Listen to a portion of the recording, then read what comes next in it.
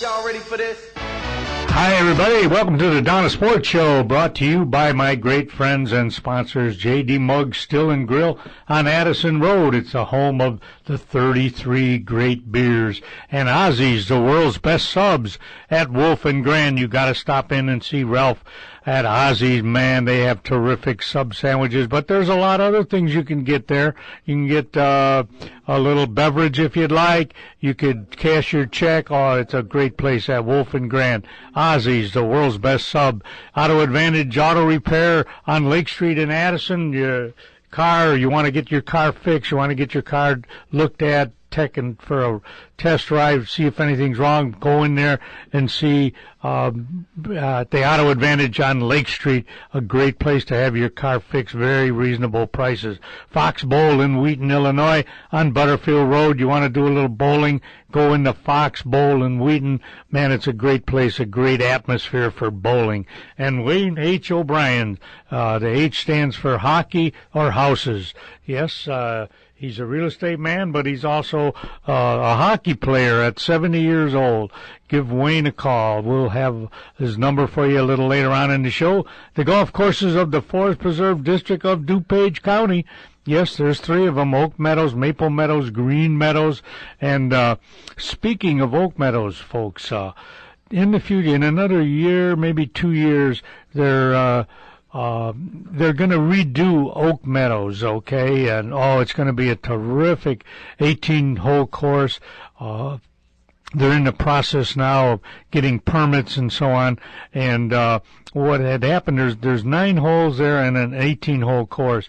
The 9-hole comes from the old Brookwood golf course a few years back. They still use it, but they have so much trouble with water there, so they're going to incorporate that 9-hole course into the 18. In other words, just make it one 18-hole, going to dig a couple of lakes so the water can go into the lakes instead of overflowing on the holes. It would flood something bad, but they've got the Army Corps of Engineers to redo it for them, and it's going to be a terrific golf course. Still going to be called Oak Meadows, I believe, and but it's going to be 18 holes, very challenging golf if you want, or if you're not a real, real avid golfer, good, you just want to have a course to play that's not too difficult. Yeah, they'll do that. They're going to have about 4 or 5 different sets of tees where you can tee off from. So, boy, I'll give you a little more information on that. A big hello to all my friends all over the country, especially in Arizona and Florida, like Tony and Ginny Tangora, and my sister Carm and her daughter Carla and their friend Ron in Phoenix, Arizona. But actually it's Goodyear, Arizona. It's about 20 miles out of Phoenix. But they're good people down there. They listen to the show, and I want to say hi to all you guys down there. And in Florida, of course, my nephew Lou and Jane, Byron and Bobby Maxwell, the Bentons and Tintori, Dick and Nancy Raybach. I hope I didn't miss anybody down there in Florida, but you guys can get the show. All you have to do is on your computer, just key in www.windycityhometown.com. And you'll hear me talk about the Bears, the Bulls, the Blackhawks, the Sox, the Ryder Cup, high school football, Notre Dame, golf, bowling, Fitness Hall of Fame, along with my guys who help me, my experts like Big Jack Ryan and NASCAR Jeff and Mike Sandrolini, who we're going to call right now. And we're going to call Mike. Yeah, keep going. Oh, who is? Far West Wayne. Oh, Far West Wayne. Oh, all right, that's good. Yeah, Far West Wayne. He's hold on there, Far West Wayne. I'll get to you in a second. We'll get a call from NASCAR Jeff and my buddy Jeff on bowling. Yes, we're doing pretty good again, so it's going to be a good show. So stay tuned, you guys. All right, Far West Wayne. Hello, Wayne. Hi there. How you doing, buddy? Just fine. All right, listen, when are we going to get this hockey strike over with? What's the problem there? Money again? Yeah, basically. Expenses of that the management doesn't want to pay increase, and the players don't want to take a deduction. Yeah. And so that's basically what I understand it is that with the expenses, the management don't want to pay an increase, and the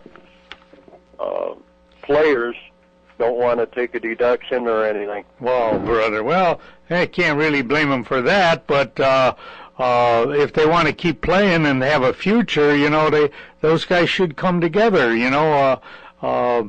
Is that part of the problem? They want to reduce the pay the guys are already making, or they don't want to give them an increase? Well, I didn't hear too much about it. I can't. I was just told that that was one of the main reasons. Mm-hmm. Well, I sort of sympathize. I don't know if I should sympathize with the owners. They're already, they make a lot of money, I'm sure. And the players do too. So. Yeah, right. That's right. There's, I don't see why they jeopardize, the sport at all. They're making good money. They get a lot of perks. I'm sure a lot of stuff is paid for.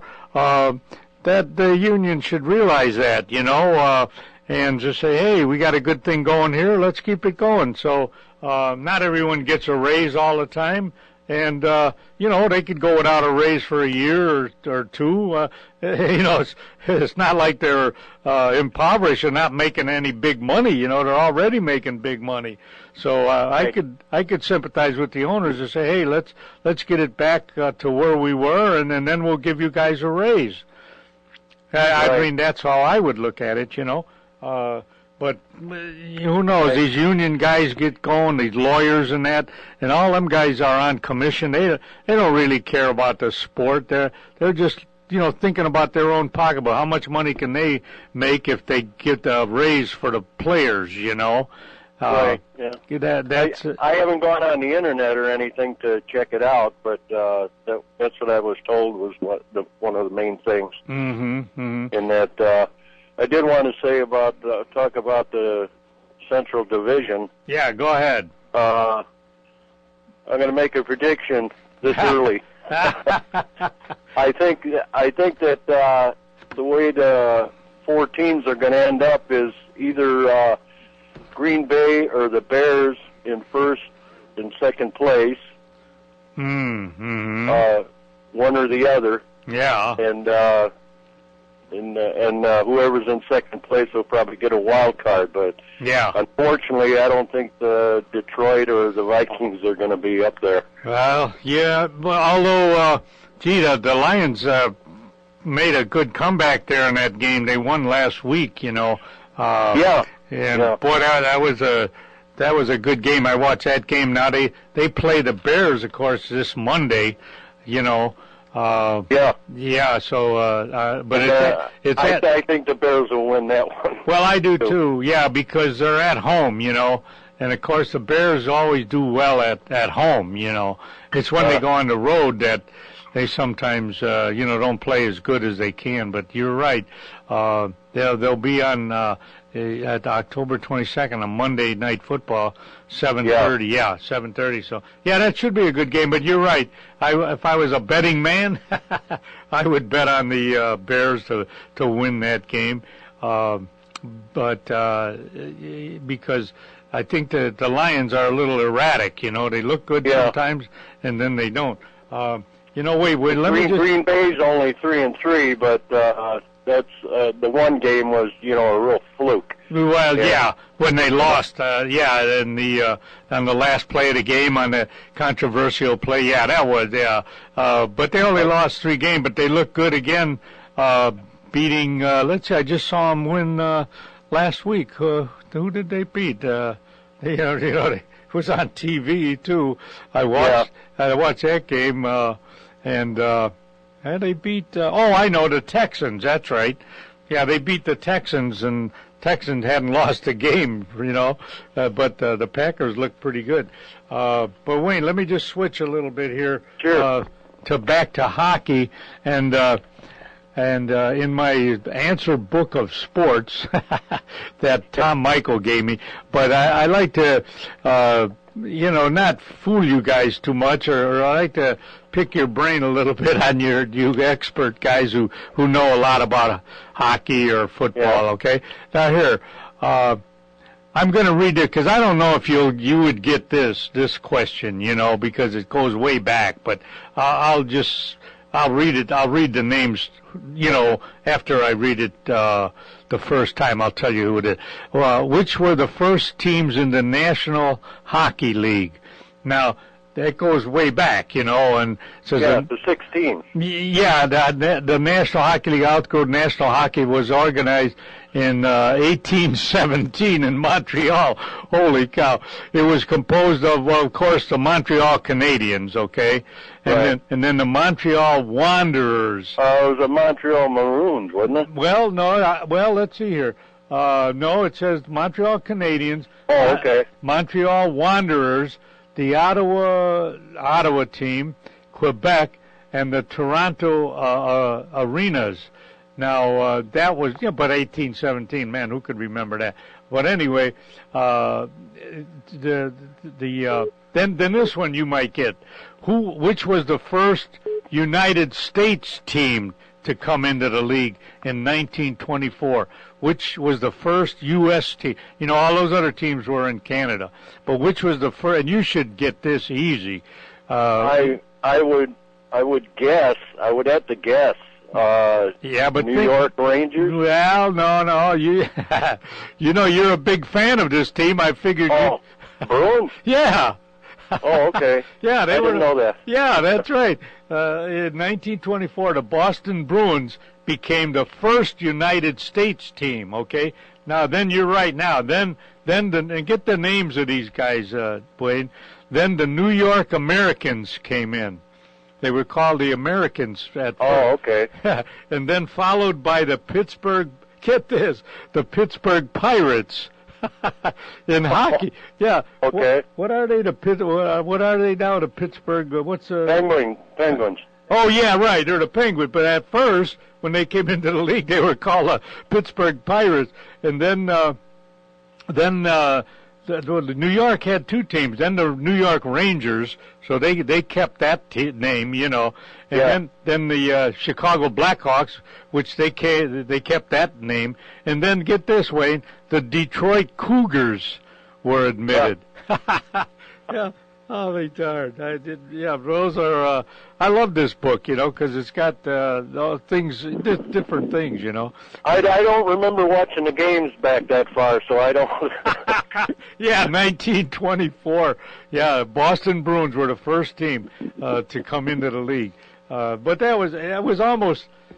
I almost liked it better when it was only 16 teams or 8, Yeah. Because I knew almost every player on the team, Wayne. And 16 teams was ideal, really. Yeah. But because of money, we got twice as many. Yeah, exactly, and hockey down in Florida and Arizona and stuff like that, And then they wonder why they get in trouble, if they'd have kept it to 16 teams, and not get greedy and have teams go out of business and stuff, But like I say, I thought it was better when there are not so many teams, Yeah, right. It waters it down, There's only so many good players that go around, And every team had one or two real good. And I'm sure you remembered all the guys on Boston too, and Montreal. You could name at every position. Now I can't, Yeah, I know. I can remember more names of Bruins in the 70s than I can in the now. Yeah, that's right. It's all right. It's almost like me with the Blackhawks too, I get mixed up. And some of the old Blackhawk players too. Yeah, right. Reggie Fleming and Moose Vasco and that's right. Dean Ubriarco and yeah, you're right. And Glenn Hall. Right, the goalie. Yeah, right, oh, the goalie. Man. Those were good teams. I was talking with my son the other night about goalies. Uh-huh. And that I can't believe how there wasn't more head injuries before they wore helmets and face masks. Oh yeah, unreal. You're right. That unbelievable how there weren't more guys that really got hurt. I mean, you get somebody like Bobby Hall coming down making a slap shot. Oh man. That would scare me to death. Over 100 miles per hour, something like that. Are you still? Well, you'll start playing again here, won't you? Here pretty soon. Well, I play when I get the chance on a Sunday. Okay. How's your little guy doing? Is he your grandson playing? Is he? Well, the next session or season isn't till November or whatever. Yeah, right. Time to get on it. Let's just switch gears a little bit, Wayne. The housing market, in your opinion, coming back a little bit? It's picked up a little bit. It's not real easy going, but it's picked up a little bit. I've gotten some results, but the house prices for used houses coming up a little bit, or are they still going down? They're still going cheap, unfortunately. Yeah. There's a lot of people that like to sell their houses because they're retired or whatever the situation is, and they just don't want to take a big loss on it. No. Yeah, right. It's funny. It's almost like, well, remember years ago, the best investment was a house, right? Buy your house, buy a real estate, that's the best investment. And then something happened. Now all of a sudden, home ownership is like, well, maybe you ought to just rent or something, or maybe, you got to pay taxes on the house, and the value, it's taxed on the value that it was 10 years, you know what I mean? In the last, say 10 years, there's been a whole lot more townhouses and condos, being built than there are single-family homes. Yeah, and that switched around, Even back at good times, like 6 years ago on back. Yeah. They was already built a lot more, because we had a lot of people coming into the country. Yeah, from all over the world. That's right. That's to be in America. Yeah. Good old USA. All right, Wayne. Hey, thanks a lot, buddy. Thank you. Give them that website for you again in case they want to buy a house from you. Well, it's email. Oh, all right. Give them that. Flyin Realtor, spelled FLYN Realtor at yahoo.com. Yeah, all right. Hey, wait. Oh, by the way, how about that guy who jumped? Wait a minute. What did he jump from? An airplane? No, a balloon, right? He went up in a balloon to 100 and some thousand feet. Oh my God! And got up to I don't know what speed. Mm-hmm. Normally, if you jump from an if you parachute, you'll get up to about 70 miles an hour, I think it is. Oh yeah, this guy was way up there.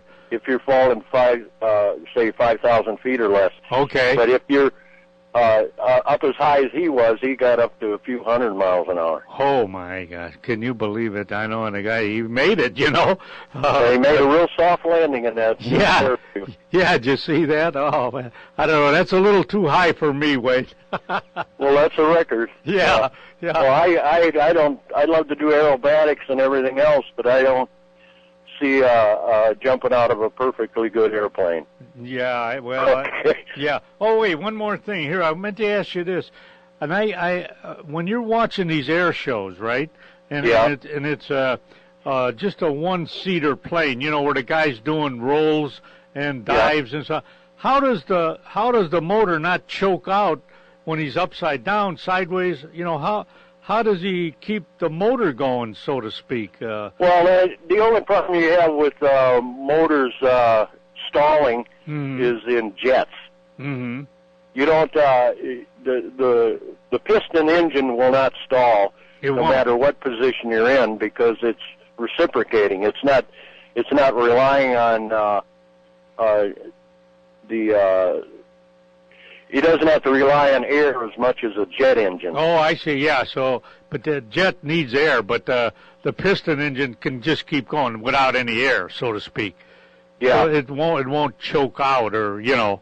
Oh, yeah, okay. it won't kill or stall or anything. Yeah, because, you know, well, when they you... do stalls with the plane, but not it doesn't affect the engine. Oh, I get it. Yeah, 'cause man, I'm watching. How does it not stall out upside down, sideways, you know, and twists and turns, dives, you know, and then go straight up again? But Yeah, the engine don't stall, but they do stalls to do maneuvers. But yeah, but not the engine. At least that's but not going. the engine. Oh, okay. All right, Wayne. Hey, thanks an awful lot, buddy.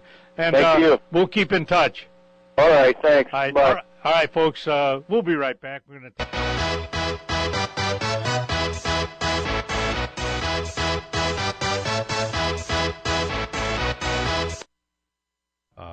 I'd like you to go over to Addison Advantage of Addison, a car care center. Why?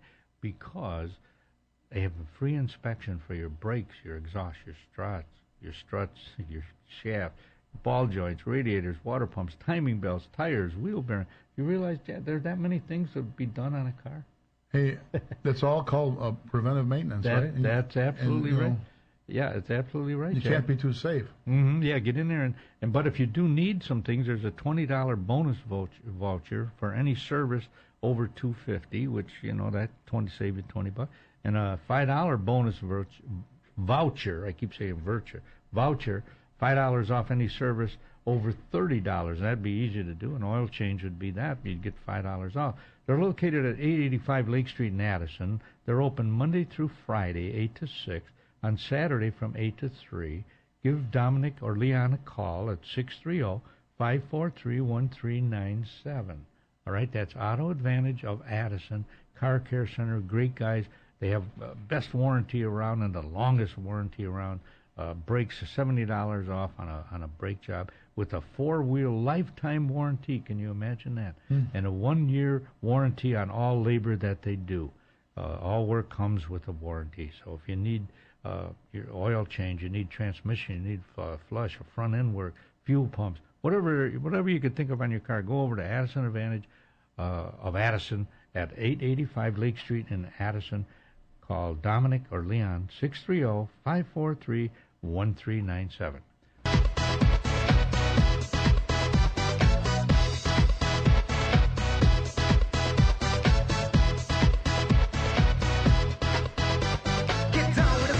Welcome back. On the line with me now is my great buddy, my bowling partner, Mr. Jeff. Where are Jeff? Jeff Tresco. Hello, Jeff. Good morning, Don. Good morning, buddy. How are you today? I'm doing all right. All right, you're feeling pretty good. No problems with the knees or the arms or. Well, that's an everyday thing. Yeah, that's you got to live with it, right? That's all you can do. But it's good to see you physically. I think you're better now than last year, Jeff.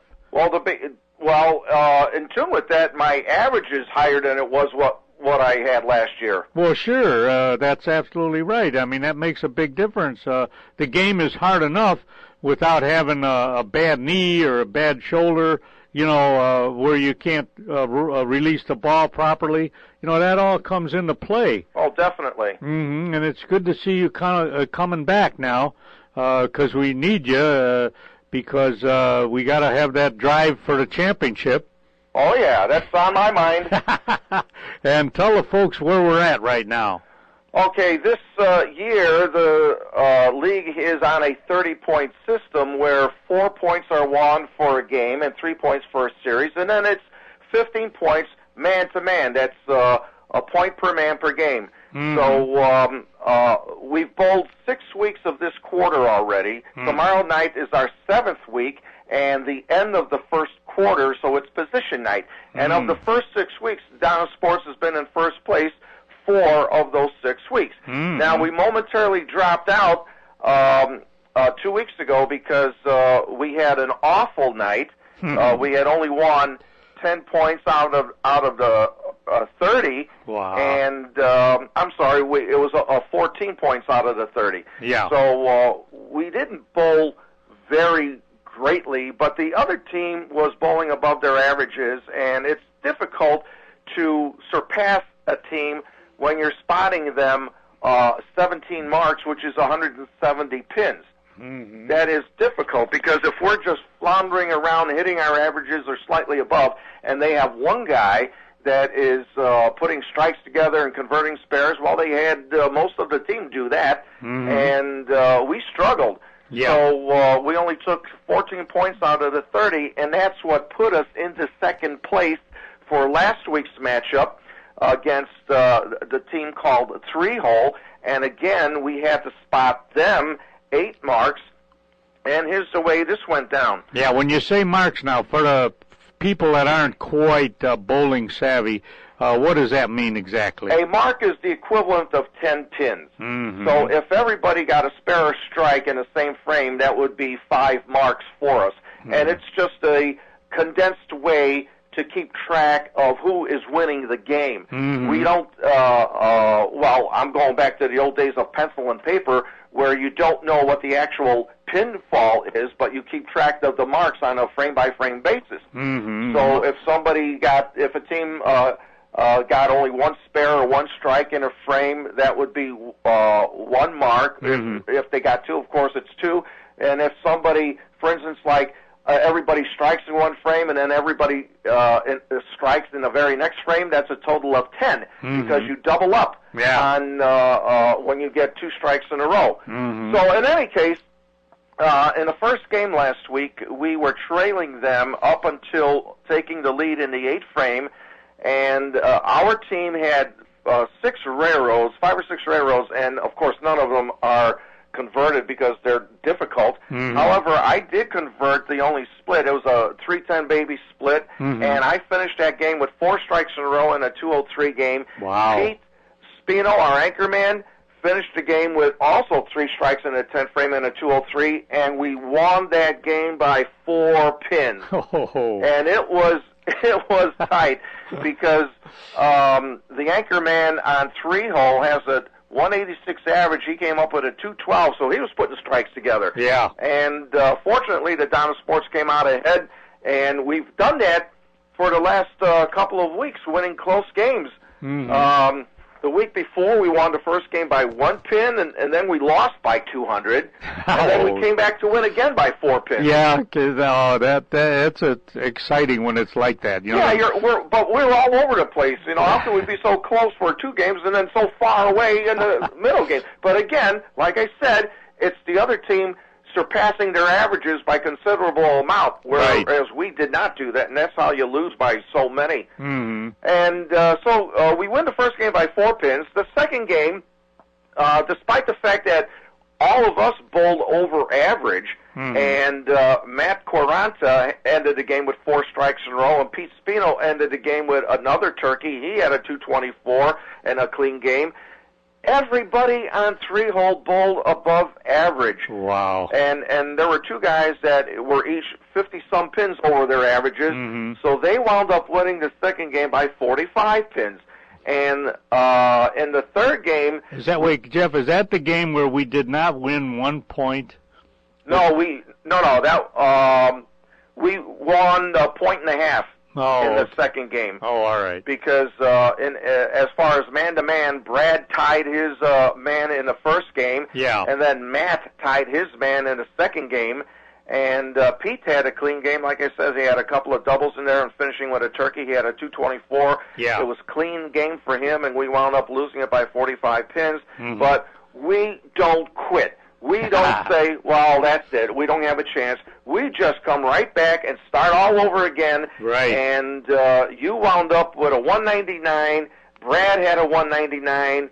Matt Quaranta shoots a 225. He had another 4-bagger in that game. And Pete Spino, again, he had 2 doubles and a 4-bagger, winding up with a 234. His only open was a railroad in the third frame, and the Donna Sports wins that game by 127 pins. Wow. So 4 of us won the match point. We took a total of 20 points out of 30, and I was keeping an eye on Donkey Punch to over first place.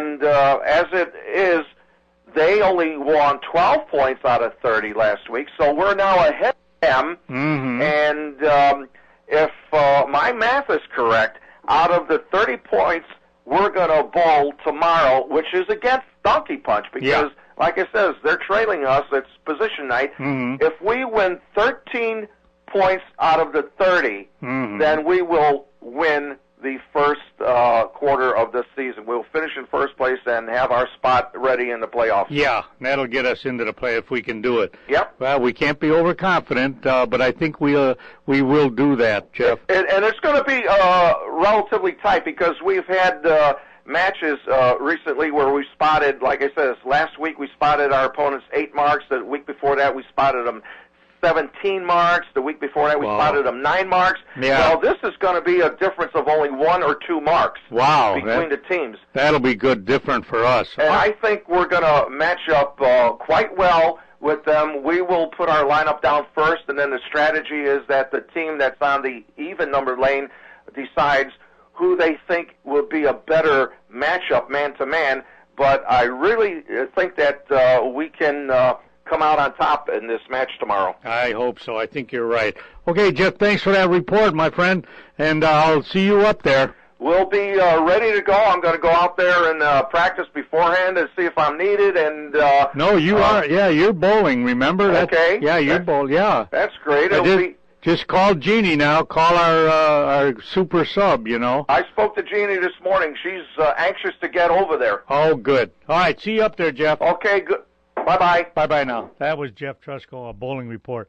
All right, Johnny, we'll take a break. And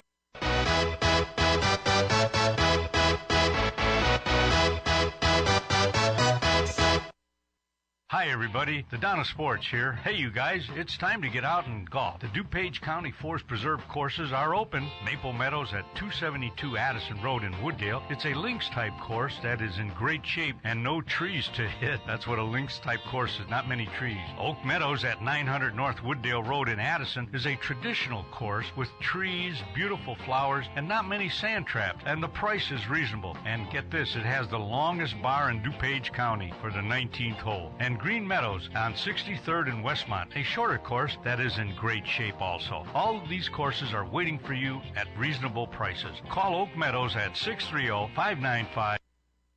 Primerica is one of the largest financial services marketing organizations in the nation, with approximately 95,000 licensed independent representatives. Primerica is an industry leader in financial services. I'm Mike Figarelli, an independent representative and senior vice president in the Bensonville area, and the company's goal is to help ordinary families prepare for their financial futures. We've shown many local families how to do just that, and we are prepared to grow locally by providing people with financial solutions as well as a great business opportunity. As an independent representative with Primerica, you can build a business of your own, part-time or full-time. To learn more about the Primerica business opportunity, call me, Mike Figarelli, at 630-860-0033. Again, that's 630-860-0033. Ready for this?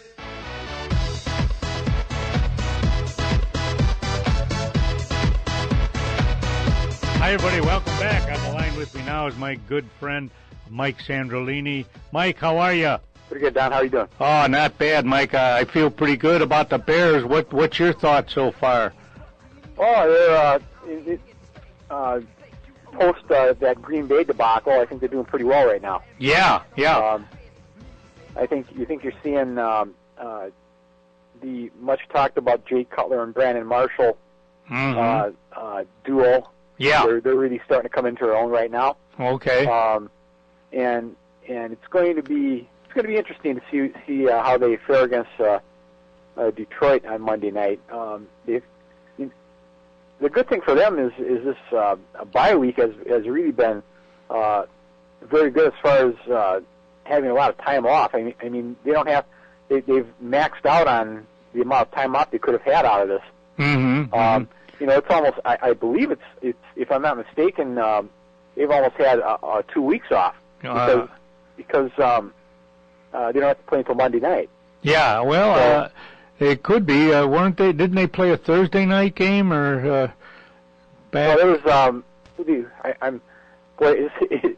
it's been such a long time since they played it. It seems like. Yeah. Oh, it was. They played at Jacksonville. That's right. Yeah, they played on a Sunday. So yeah, they've had basically they basically had 2 weeks off without playing a game. Yeah. Well, so that's nice. It'll help heal some injuries and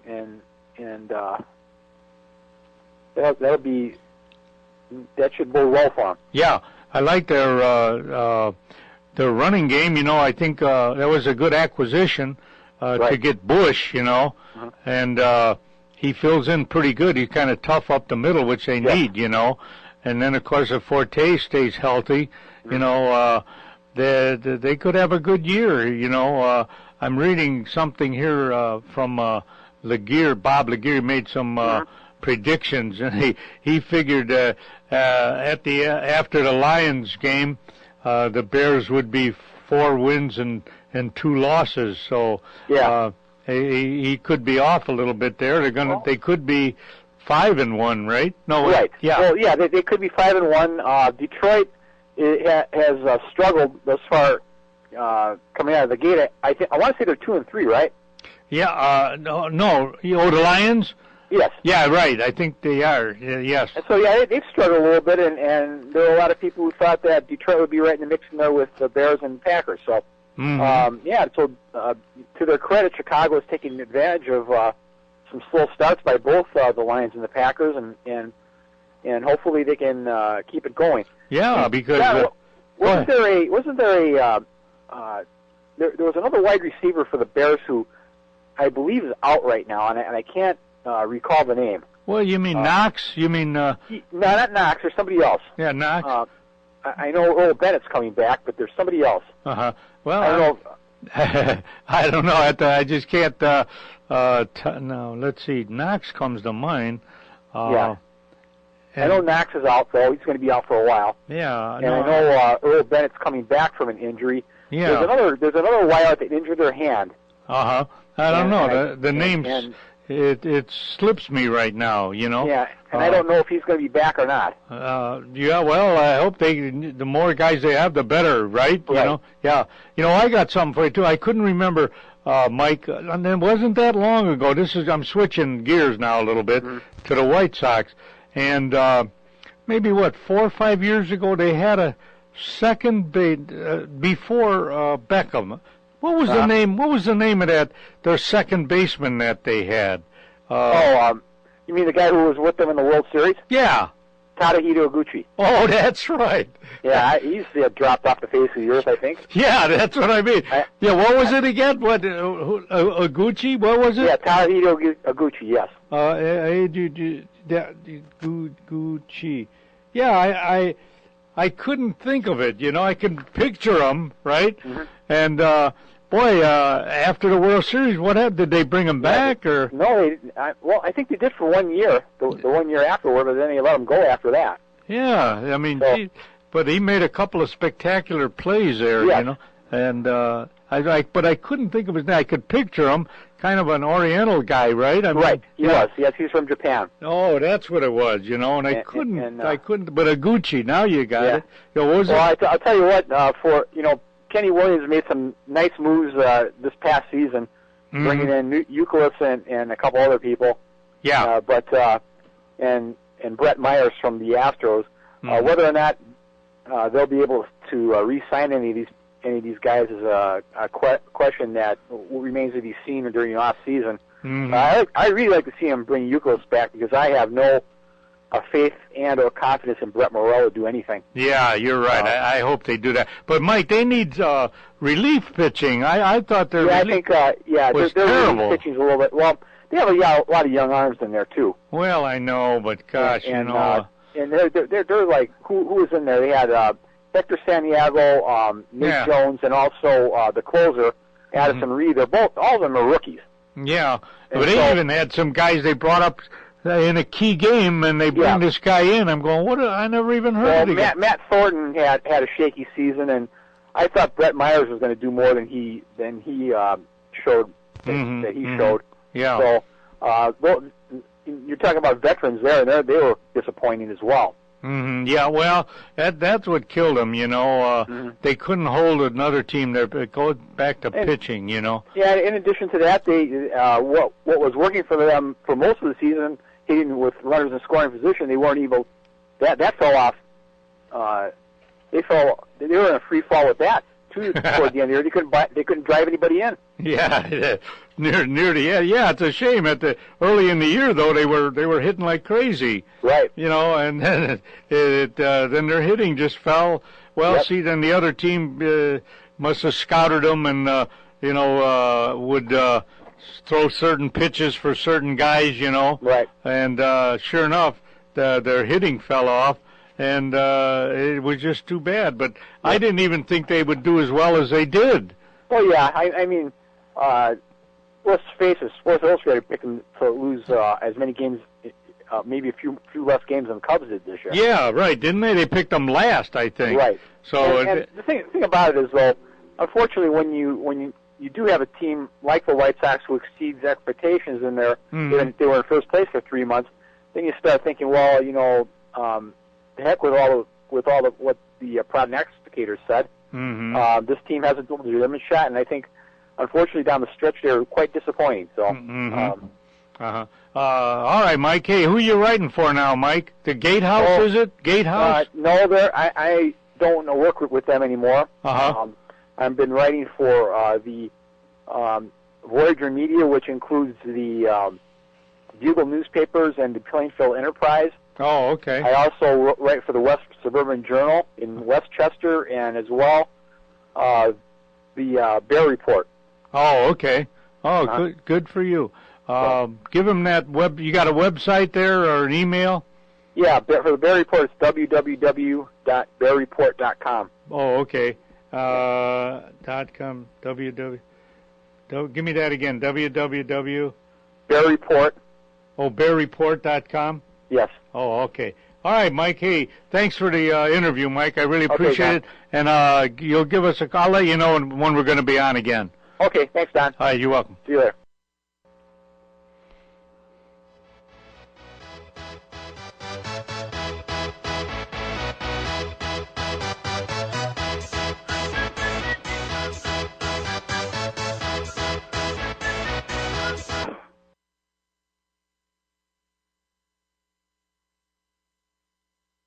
At Wolf and Grand in Melrose Park. Hi, Ralph. Ralph, tell the folks a little bit about the history of Ozzy's. Well, I'll tell you what. It started in 1971. It was a little grocery store, and my father decided that it came up for sale, and he decided that he would take advantage and go ahead and buy this little business and take a whirl at it. And it was just a tiny little 800 square foot space, and him and my mom ran it, and they learned it. And all right, give me the ingredients of your great Italian subs. Well, I'll tell you, the Italian has 3 kinds of meat. We put provolone cheese on it, Italian dressing, lettuce and tomatoes, and if you like, you can add pickles, onions, and peppers, and let me tell you, this sandwich is excellent. Come on, folks, get out to Ozzy's at Wolf and Grand. Open 24 hours. Give them a call at 847-455-0845. Y'all ready for this?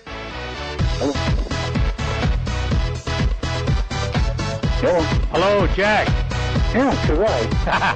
All right. Hold on, my friend.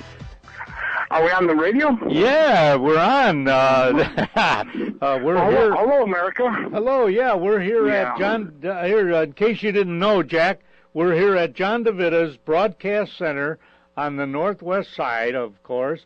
Windy City Hometown Entertainment Network. Right. www.windycityhometown.com. All right. Yeah, I know it. Yeah, and the call-in number, folks, 708-453-5114. If you want to be on the air with the Donna Sports or Big Jack Red Ryan. Jack, our Irish, huh? Hey, how about it? Well, I was down there Saturday when you called me. That's why I didn't answer you right back. So and we got a tailgating, and my 2 daughters are both alums, and when they make a contribution, you get into a drawing, a lottery like for tickets. Oh yeah. And she got this game. She had another game too. I can't remember which one. And some other people went for her, and we went to the right game. I tell you, it was just great. Man, you sure did, Jack. All the way, huh? Yeah. all the way down to the last play of the game, right? Yeah. And I think this game really says something about the team as far as hanging in there. It's one thing when you start to get on a roll and you start to put points on the board, but this thing being so tight like that at the end, it was such a good goal line stand. You know, we were. Oh man, you guys had to be going nuts, you know. And they did stop him, you know. He didn't make it. Yeah, that was pretty legit, you know. Yes, it was. Yeah, it sure was. Now, did you have a chance to look up the schedule? Like who's next? I forget. Oh no, sorry about that. Yeah. One thing, can we skip to another subject real quickly?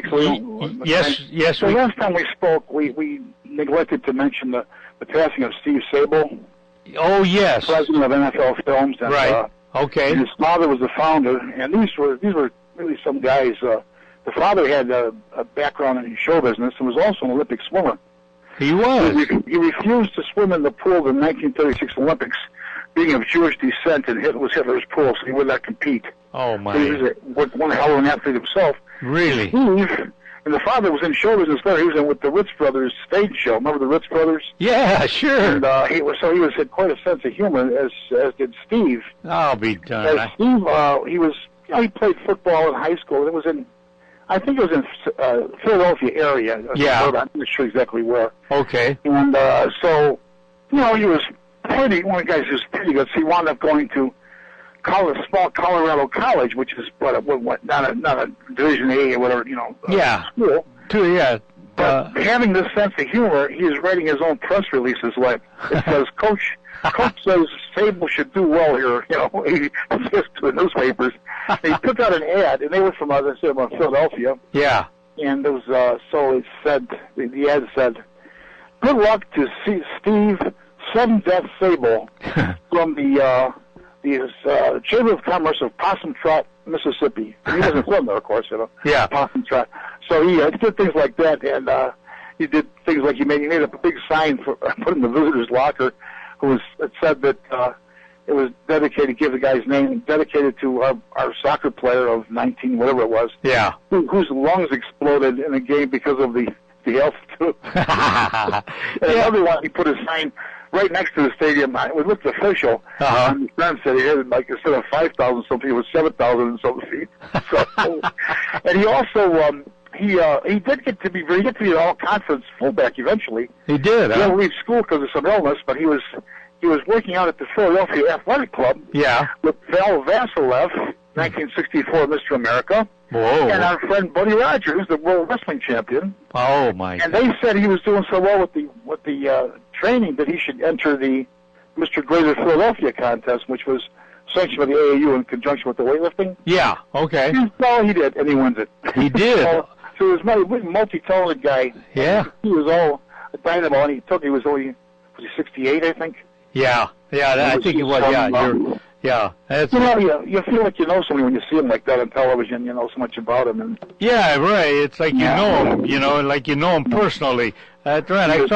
I felt that way one time when I interviewed Jack Brickhouse. You know? And I said, Jack, I feel like I know you personally. He goes, wow. He said, that's nice of you, Doc. But I mean, you know, like you say, you see him and you know about him. It's like I really know this guy, you know. Sure. And he yeah, he household word. Yeah, but that show that the Steve Sable, what were the NFL Films? Is that what? Yeah, it was? NFL Films. He was in a lot of that. Oh man, and he was executive producer on a couple of these big. One was about Lombardi, and then one about what was the other one? Lombardi, and one about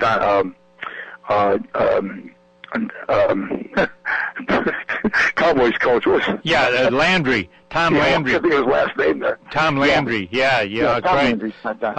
And the voice of that, and John Faceta. Yes. Oh, what a voice! They discovered him. Yeah. The idea. How did he do that? How did he do that? He was doing. I don't know. He was a newsman in Philadelphia area or what, but he What a voice, huh? Yeah, and the way he would describe it, Right. And Horning, and then he'd talk about Taylor, Green Bay, They had that deep voice. Oh, man. Green Bay, Wisconsin. Yeah, it was sort of a great historical event all the time. Yeah, that's right. And it was the father of him had that. He also was, maybe it was the father, Ed, who's still living, by the way, the founder. I think he came up with the idea of football follies, which proved to be their most popular tapes, Oh, really? With the football follies and yeah, all the bungles. And, but anyways, it's a shame he's gone so early. Yeah. Well, I guess that proves he's saying that the good die young. Well, that's too bad. Yeah, but I hope they every so often on ESPN they show the NFL films as old, those old time games, which played on regular turf, and guys, oh man, it was just no domes. Yeah, right. Yeah, good game in the Green Bay, and of course the one that made football into what it was, the sudden death.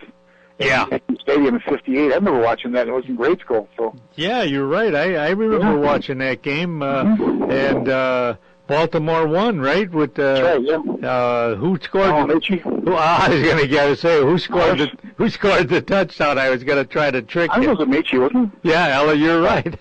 Ella Amici. Lenny Moore and Raymond Barry, a guy named Johnny Unitas. Yeah, that's right. Oh man, those guys! I love to watch them guys. But both teams had great players in there. It was just oh yeah, Sam Huff wasn't Sam Huff on that team? Yeah. Wait a minute, I had something here. I was going to try to trick you. Okay, go ahead. A trivia question, but here it is, right here. Can you name, Jack? Can you name the Four Horsemen of Notre Dame? And how did that nickname come about? I don't know if you know that. Okay, the Four Horsemen. Right. Don Miller. Right. Elmer Layden. Yeah, that's right. Jim Crowley. That's right. And Harry Stuhlgreier. Yeah, you got it. That's right. It came with the article. Grantland Rice, the sports writer, was covering the game. Okay. It was at the Polo Grounds in New York. Oh yeah. It was against Army. And they had their shift going for them, and they had everything. Notre Dame was just a machine at the time. Yeah. So he was referring to the Bible, the Four Horsemen of the Apocalypse. Oh, okay. Death, pestilence, war. I forget what else. Yeah. Whatever it is. The Four Horsemen. It's from the Bible. Okay. Right. So he meant the Four Horsemen of Notre Dame. Now they're known as Crowley, Stuhlgreier, Miller, Layden. Oh yeah. Here it is. His article. His article was syndicated, of course, and when it was written, they came back to Notre Dame, and someone from the school went out and they took them out to a stable. They put the four of them on horseback in their uniforms. Oh man, what a picture, huh? Yeah. Yeah. As a matter of fact, I was, I hate to say it, but I was, educated in such a way that I knew of the Four Horsemen of Notre Dame before the Apocalypse, before the Bible. So. Yeah, here it was famine, pestilence, destruction, and death. Oh yeah. But that's what the Notre Dame must have won that game. Man, them guys are terrific. Like horses running through the line there. Sure. But that's how it came about. Grantland Rice named them, huh? And then when they got back to Notre Dame, they put them on horses. Yeah, that makes sense. Those are great years. But you never know. Notre Dame, I think they're ranked 5th now, or 5th or 4th, depending on which one you look at. Which is good. And I know they got to play USC yet, but they're not that good. I think Boston College, and they have. Who else do they always play? Yeah, that's two. They always. They usually play Navy or Army. Well, they played Navy. They played. So that's out of the way. The USC and Boston College, there got to be at least 2 more games left there. Oh, sure. But if they could get past those 2 guys, you never know. They could be in the championship game. Right. Which would be game, probably. Yeah, which would be great, Jack. All right, Jack. Thanks an awful lot. Thanks for the call, and take care. Good show. Yeah, thank you. I'll talk to you later. And say hi. Say hi to your guys. Our grandson, our 3-month-old. Yeah, say hi to the town. Say hi to he'll be baptized this week. Wow, God bless him. Yeah. All right. Take care, Jack. Bye-bye. All right.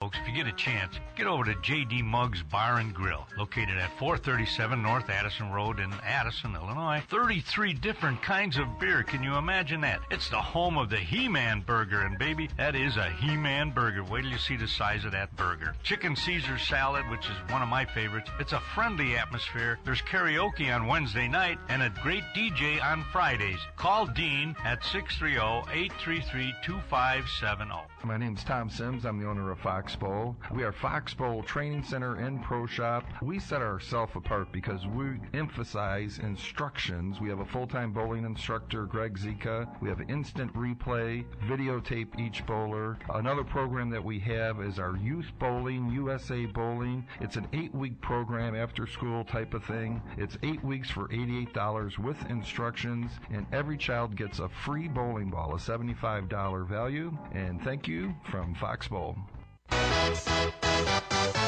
Y'all ready for this?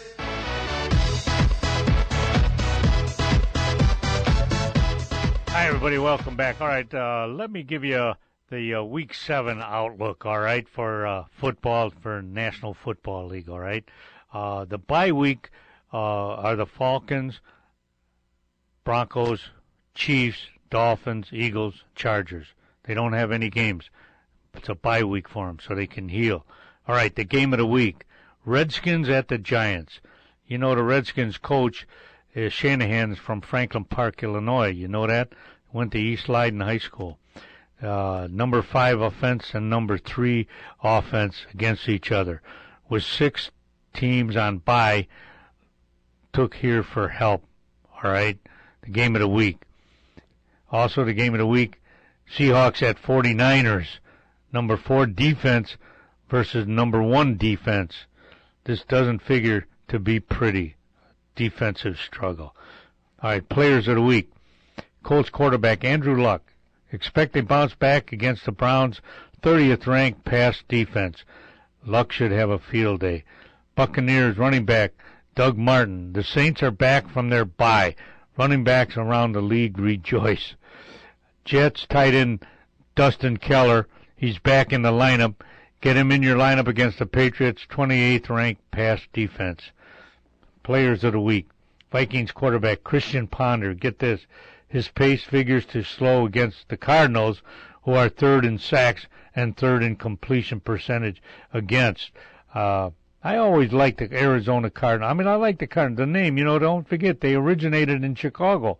They were the Chicago Cardinals. And as a matter of fact, something just comes to mind now. Oh, Mayor Daley, I think, said, this city can support 2 pro teams. And maybe he was figuring on getting a pro team into Chicago again. Yeah, that's right. He said that, which, back it was the Chicago Cardinals against the Bears. They played at the old Comiskey Park. It would be nice to see another team in Chicago. I mean, the Bears, there's plenty, they're sold out every week. They can get another team in here, and we'd have another team to cheer for. All right, players of the week, Lions running back Mikel Leshoure. The Bears have allowed a league-leading 279 yards rushing to running backs. Jets running back Sean Green, he went to Iowa. It's not so much as me as Ronick. Translation, it wasn't so much Green as it was against the Colts. So it should be a good week coming up for the NFL. All right, here's the notebook for you. All right, Eagles give Castillo the pink slip. The fourth quarter against the Pittsburgh Steelers on October 7th, the Detroit Lions on Sunday, cost Juan Castillo his job, boy, as a Philadelphia Eagles defensive coordinator. Boy, the Eagles lost. Vic was playing pretty good, but I wasn't pulling for the Eagles. I know Vic, he did his time, but being involved with that dog ring, I can't pull for him. Coach Andy Reid dismissed Castillo, a longtime assistant who was switched to defense last season after 13 seasons coaching offensive linemen. Castillo had been with the Eagles for 18 years. Man, that's got to be tough. Tell the guy, hey, buddy, you're done, you know. But that's what happened, pro football, you know. It's win or else, you know. Now, National Football League owners approved the $1 billion sale of the Cleveland Browns. Wow, $1 billion from Randy Lerner to Jimmy Haslam III. Promptly announced Mike Holmgren will be leaving as team president at the end of the season. Wow, the Cleveland Browns not doing so well in the last few years. Haslam hired former Eagles executive Joe Banner as chief executive officer to replace Holmgren, but he said Holmgren will stay with the Browns through December to help in the transition. Yeah, thanks a lot, buddy. You're fired, but help the new guy get through, you know. How do you like that? The Arizona Cardinals said quarterback Kevin Kolb suffered a cartilage damage. That's bad. Cartilage damage in his ribs Sunday against the Buffalo Bills, and he will be sidelined for no unspecified period of time. He will be replaced by John Skelton, who started the season opener before being sidelined by a sprained ankle. So, well, maybe the Cardinals could be all right with Skelton at quarterback. He started, but then he hurt his ankle. And the Pittsburgh Steelers suspended rookie nose tackle Alameda Taumu for 2 games without pay. Wow. After this weekend arrest stemming from a late-night run-in with police. He probably beat up some cop. All right, we'll take a break, and we'll be right back, folks.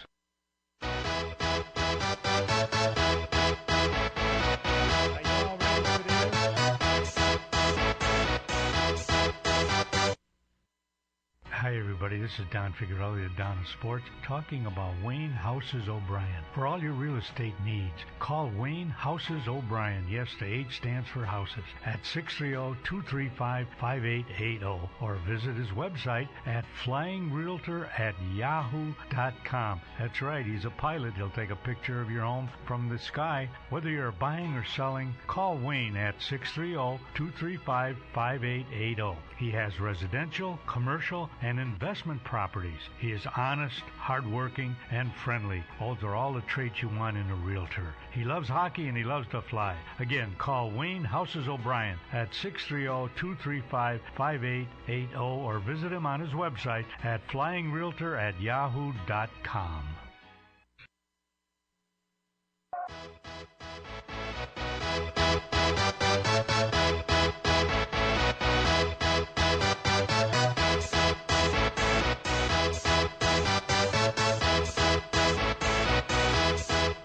Hi, everybody. Welcome back. Don Figueroa here to Donna Sports.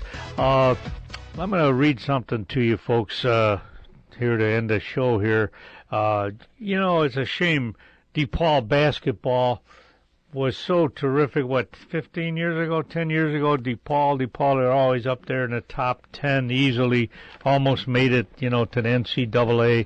And the guy responsible for it, and you wonder, you know, how that happened. Why was DePaul so good? You know, how did they stay up there for so long? Well, it's all due to Ray Meyer, all right? During a 42-year coaching career, he built DePaul into a national basketball power, coaching a generation of players stretching from George Mikan to Mark Aguirre. Yeah, remember them guys? Well, I remember Mike, and I'm in that era, but Mark Aguirre is not that old. Meyer took the Blue Demons to the NCAA Final Four, helped develop Mikan, who would eventually become basketball's first dominating big man, and coached DePaul to the 1945 NIT title. Meyer's teams competed in the NCAA tournament 13 times. Duke coach Mike Krzyzewski, who grew up in Chicago, once described Meyer. He was the face of college basketball in Chicago. Yes, he was. When you think of basketball in that city, you think of Ray Meyer. Meyer had an eye for talent. Such players as Aguirre, Terry Cummings, remember him, Dallas Comagese, and Dave Corzine, who parlayed their college experience into pro careers. All them guys played in the pro, and they were DePaul was great back then. But no player he coached had as much of an impact on the game as Mikan. Meyer had just been hired at DePaul in 1942, was introduced to a 6'10" student with thick glasses. I saw George Mikan, Meyer recalled, and I saw my future. Under Meyer's tutelage, Mikan became a 2-time College Player of the Year. More than a half a century ago, no one had seen someone that tall with such ability and agility and tenacity and skill. Now 6'10" is like, it's not average, but there's a lot of guys 6'10" and over. But back then, if you were 6'10", you were the biggest guy in the league, which he was. From the days of two-handed set shots to the slam dunk area, Meyer either coached or broadcast 1,467 consecutive Blue Demon games, a 55-year streak. He retired in 1984 with a, get this, 724 wins, 354 losses record, and became a special assistant president also while doing radio commentary. Meyer's 1978-79 team coach reached the Final Four. That was right. I remember that. By beating Southern Cal, Marquette, and UCLA in the tournament. The Blue Demons lost 76-74. Oh, I didn't realize that, to Larry Bird's Indiana State team in the semifinals. Boy, they got back past that game. They would have probably won. Then defeated Penn 96-93 to finish third. Meyer's 1943 team also made it to the Final Four. 2 years later, the Blue Demons behind Mikan won that NIT championship. That stands for National Invitation Tournament. All right, folks. Hey, thanks for listening to the show. I really appreciate it. Give me a call at 630-530-7061 if you want to chime in, or 708-453-5114. All right, folks. Thanks a lot. Talk to you later. Thanks, Johnny. And we'll talk to you in a couple of weeks.